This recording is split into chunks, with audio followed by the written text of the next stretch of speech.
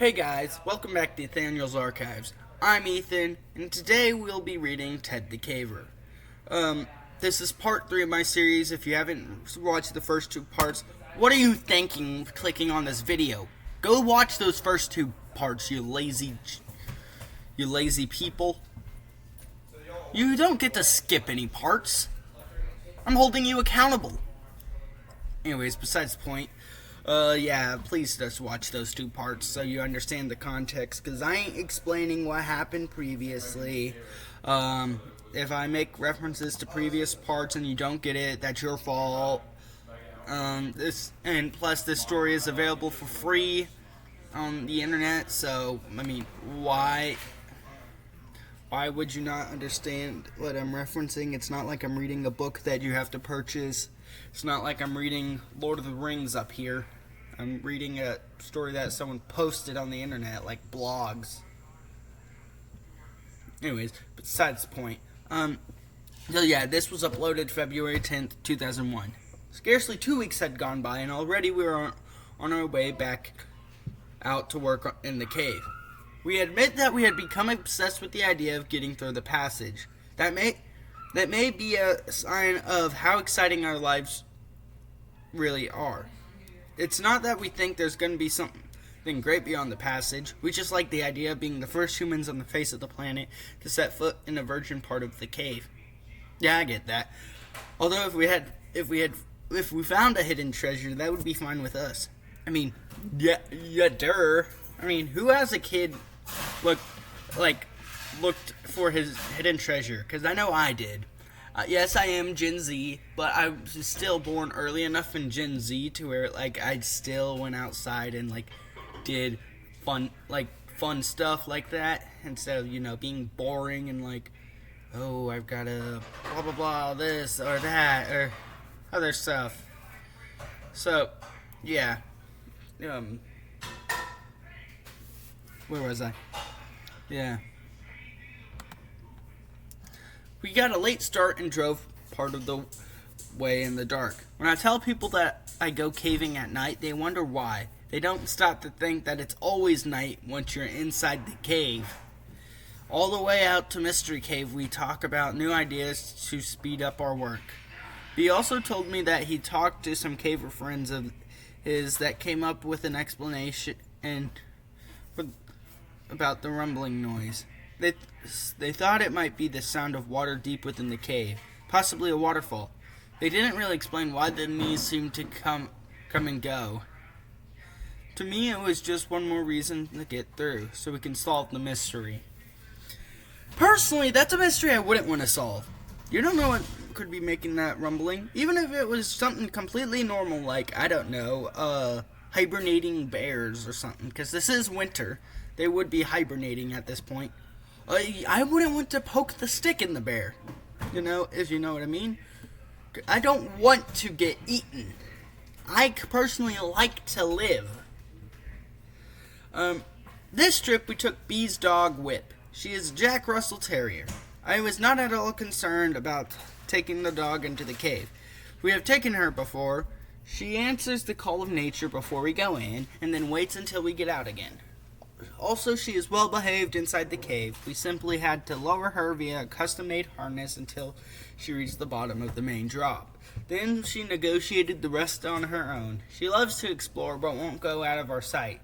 She doesn't have a light attached to her, so she has to wait for us. Another reason I didn't mind bringing Whip was because we planned on putting her in the small hole to see how far into the passage she would go. Yes. Science. Just stick the dog in, load her up, pull, like a skeet disc being launched, ready to be shot. My word. That might give us an idea what is on the other side. We knew that if there was a drop off that we couldn't see, the dog would turn around and come right back out. We thought we might have to do some work on the hole before even the dog could get through. Probably. Considering that the last time you worked on it, you could stick your hand in and My hand's definitely smaller than a dog. Well, depending on the dog. It's smaller than my dog. If you're wanting to see my dog, well, check out Essentially Jessie. That's my mom's channel. She shows my dog often on that. And if y'all want me to do a collab with my mom at one point, just, hit the subscribe button and just put it in the comments. I'm planning on making her read some stories. What stories would you like me to make her read? I'd like her to read like one of the better ones, so we're probably not going to do like Jeff the Killer or Eyeless Jack or something dumb like that. Like, I'm planning on like Baraska or Pen Pal or maybe Left Right Game. Stuff like that. Although those are longer. What would be... I'm a Search and Rescue Officer might be the best one to do. Because that's less of like an actual story and more of like a bunch of journal entries like this one. Of like some writing in a diary, and I'm sure that's something interesting my mom would like. Anyways. Despite working in the dark of the night, we were able to rig up and get down pretty quickly. We didn't take as many tools as last time. Plus, hold on, how's my recording doing? I was recording this earlier and I got through the entire thing. I looked at how the recording was doing, and it turned out that it stopped recording at one point. I think I let the thing like go to sleep mode, and that's what stopped the recording. But this white light that I use up here was still showing, so I wouldn't have known until I checked. Now, granted, I probably should have checked, but I didn't. So there's a lot of content of my brothers pestering me and full-on conversations, because I know y'all love those. As hints to my Walking Dead Saints and Sinners series, which I'm still deciding whether I should continue that or just leave it as it is, because I have all the footage, just don't want to upload it due to the fact that I hate the way I recorded it, and I kind of just want to retry it, like the entirety of it, and just record it by like a day at a time.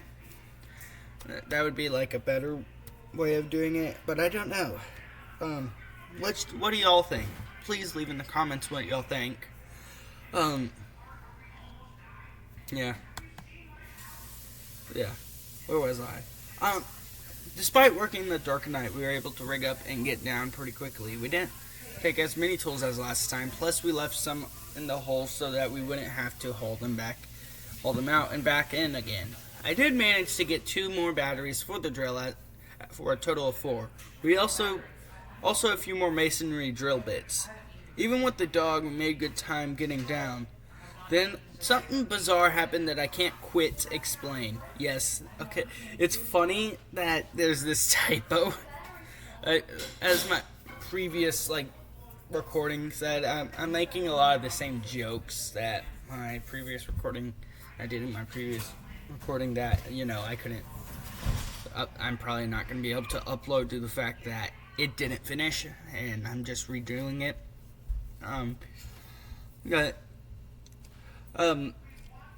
This is obviously written by early stages of the internet, where it's there was no whatchamacallit, there was no autocorrect where AI, and but it also adds some what's the word, some value to the story, because it adds a bit more immersion, because the whole point of this is that whenever he's writing these, he's already experienced what happened. Well, that's what he makes it seem like. I'm not exactly sure if that's the case, though. As you progress through the story, you realize that a lot of the stuff he says in the blue doesn't really line up, but oh well, who cares?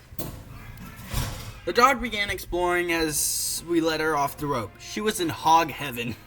Yes, it says hog heaven, but she's not a hog, she's a dog. Sniffing and darting.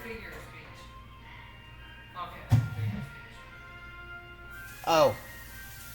It's not a typo? No. Well, ignore my joke. Sniffing and darting around our feet.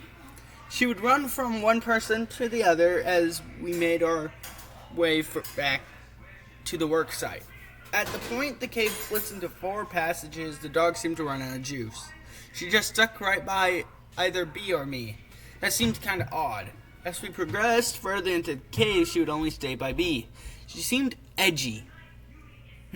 You mean on edge? I get like edgy means the same thing, just these days edgy gives the like vibe of, yo mom, it's not a phase. I'm emo. Just that. I'm just imagining like a small dog, a Jack Russell Terrier, but with like the emo hair. It's just like something that like those comedic TikTok stuff would do, but that's besides the point. Hold on. She seemed edgy, like she saw something she didn't like. As we approached the short drop-off before the hole, she stopped and would only come further after we coaxed her. The hair on her back stood on end. Finally, as we got within 20 feet of the hole, she began to whimper and hide behind B. Her tail was between her legs, and she was cowering down on the ground. Strange. I've seen her square off with dogs twice her size, but now she acted as if Satan himself was lurking in the darkness. Isn't that the case with all small dogs? They'll like square off with any dog. Like my dog, yes, she's a small dog, but she's not like that. She's a Havanese, so she's super friendly to literally everything. And I swear she is going to get eaten by something because of that. Her mom's not convinced that she's that dumb, but yeah. I figured there must have been animals that used the cave as a home, and Whip smelled their scent. Too bad it upset her, because there's no way she was going into the passage. I love how that's still on his mind. Oh man, we can't load her in like an artillery shell? Come on! Quit being a wimp, Whip! You gotta go in the passage! We decided that with this new development, the nervous dog, one of us would work while the other stayed with the dog a few feet away from where we normally rested. We got back into our routine of drilling, hammering, etc. With our supply of batteries, we were able to really push hard on the drill and not have to worry about using up the batteries. This did not make our work easier, but it did speed things up a little bit. Progress was still slow. I really didn't mind though. My journal goes on a while about the progress we were making. The entire time we worked, Whip did not move. She just laid there on the rope bag, shivering. She would whimper from time to time. One thing I didn't think about at the time was that she would not take her eyes off the hole. We should have been more observant of this intuitive animal. Yes, she was probably smarter than the both of you. Although, yeah, she's a dog. She can sense things that y'all can't sense. But even then, like, I'll read this next paragraph before I really just start making fun of them. Hold on, how's my recording going? It's going good. Alright. Hold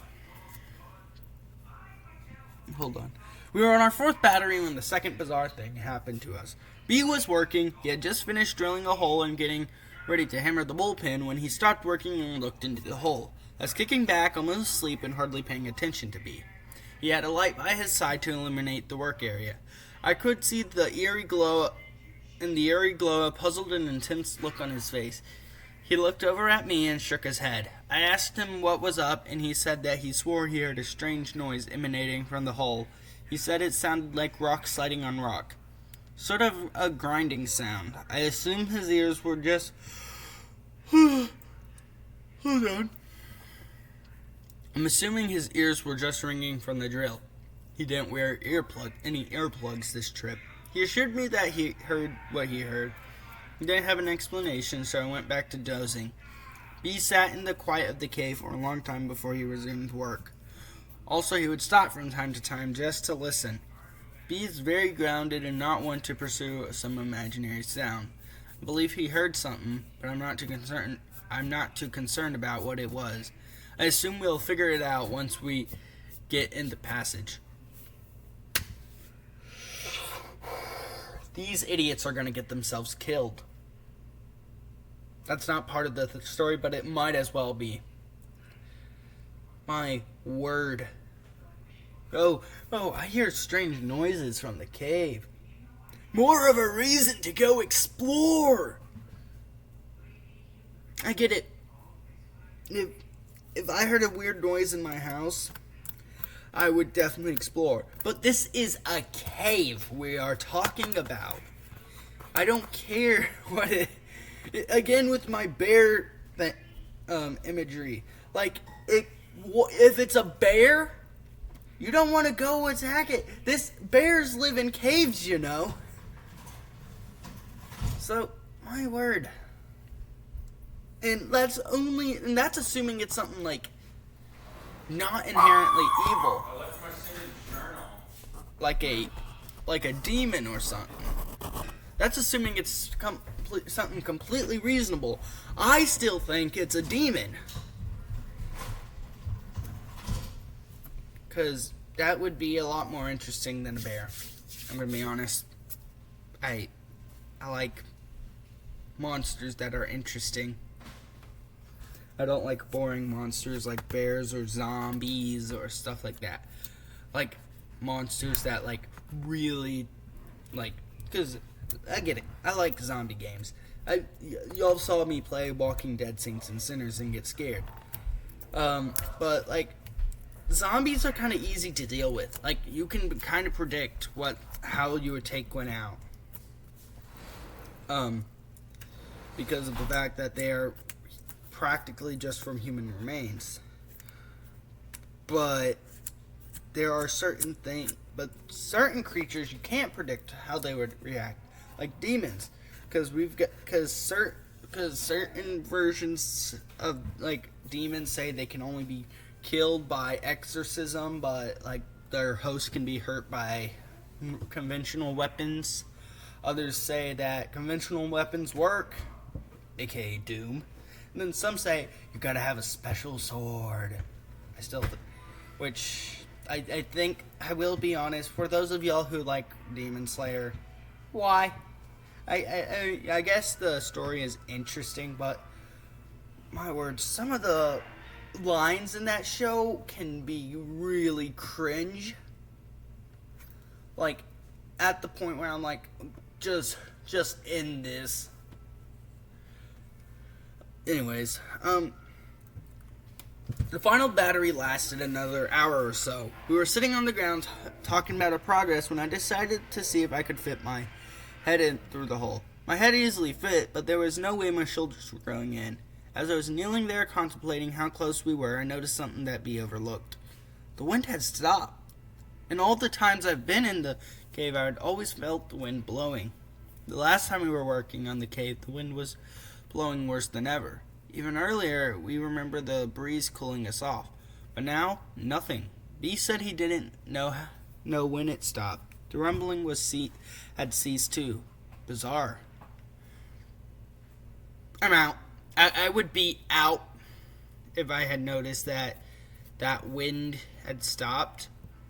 Like, I get they could probably be... Like, I say these are idiots. Honestly, though, and I say I'd be smarter than this. I'm gonna be honest, actually, I probably wouldn't. I'd be like, maybe it just stopped, the wind probably just stopped blowing. Or something. I don't know. hold on. Sorry, I'm getting distracted.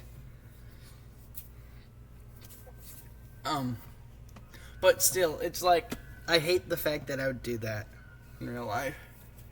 I need to stop dogging on these people. I'm literally them, but in another version. Recording's still going good. This plain old cave was becoming... Hold on. The wind had stopped. Last time we were working, the wind was blowing worse than ever. Even earlier, I remember the breeze cooling us off. But now, nothing. B said he didn't know when it stopped. The rumbling had ceased too. Bizarre. This plain old cave was becoming mysterious. We talked for a long time in the dark cave. We debated what could possibly be causing these unusual events to occur. I think part of the reason we were sitting in the dark was because we were both too hammered to move. Insert joke about needing to drink, hands need to be steady, etc. We could come up with no reasonable explanation for the strange things happening in the cave.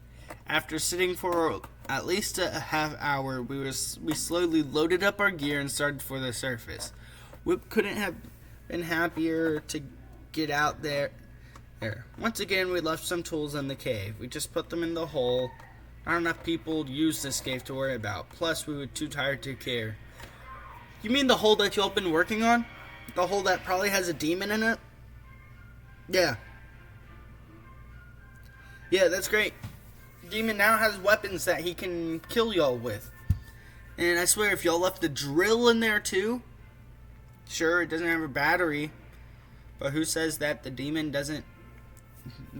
can't just go out and purchase one or steal one and just right into your skull, like good old, was it Deborah in the Bible who put a tent peg through someone's skull? No, it wasn't Deborah. It was, but it was in that, like, part of the book of Judges where someone put a tent peg through someone's skull. Yes. People are like, oh, biblical women were only submissive. No. They murdered people in brutal ways. Which is what I like in a woman. Okay. All jokes aside, I do, like, if I ever find a girl who, like, is willing to murder a tyrant, yeah, I am falling on a knee and proposing to that girl. Well, if I know her already. And if I'm old enough. Like, there are, within reason, I will. But, like, that would definitely be something that I would want in my woman. Someone that is willing to kill someone because they were scumbags. We made a lot of progress this trip. It helps to have the extra batteries. We still have a long way to go, but it sure is nice to see how far we have come. The rest of the journal entry talks about climbing out of the cave, getting a motel, and crashing. I get that the whole, like, we were hammered part was, like, they were tired. And the whole, like, crashing thing is, like, falling asleep. But I think it's funnier. Like, I don't know why, but my brain being like, well, that's because you were drinking and driving. But, nope. They weren't drinking at all. We were beat. In retrospective, I can't believe how casual we were about everything that was happening in the cave. My word, now you realize. Okay. At the time, the only thing we could think about was getting into the passage. Everything else was just a minor distraction. I do recall thinking that it would be nice to get in and see how the mechanics of the cave worked, where the wind was coming from and was making the noise, etc. Now, weeks later, I think of my ignorance and naivety and shiva. Anyways, I think I'm gonna leave this episode here.